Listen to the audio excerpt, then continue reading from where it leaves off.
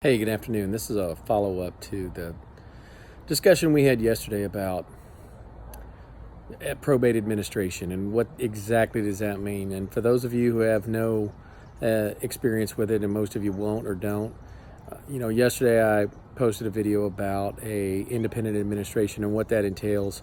And while that seems straightforward, and it still has many, many steps and strict rules that have to be followed, and can be difficult to get those letters of administration, even if there's a valid will and everything goes according to Hoyle, as the expression goes. But what happens when you don't have a will and there's an asset or assets to be distributed? Well, to get clear title to real property or to wrongful death claims or any kind of things like that, you have to open up what's called a dependent administration. It has to be posted and noticed to all of the heirs. That becomes exceptionally complicated when there's stepchildren or blended families, and especially when those blended families don't always get along. And of course, subsequent spouses, somebody is a widow, they remarry, there's other children, and it leaves room for lots of fighting. And I've literally seen families fight over 5 acres of desert, a broken trailer with no wheels, and a tractor that hadn't run in 15 years.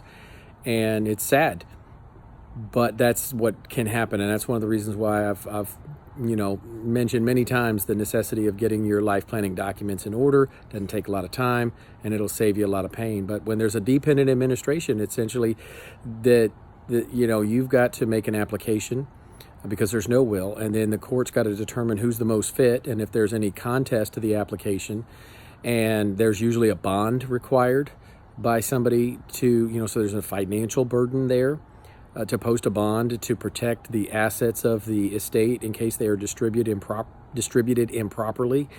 And then on top of that, the distribution cannot occur, or any claims that can be made, for example, a wrongful death claim, none of that can be done without absolute court authority. So, motions and other hearings that are required in a dependent administration, which are not required in independent administration cases, those are cases with wills. It really adds a layer of complexity and cost that can be avoided simply by getting your life planning documents in order. Anyway, I hope this is of some help. I hope none of you are ever in that position, but if so, I hope this information has in some way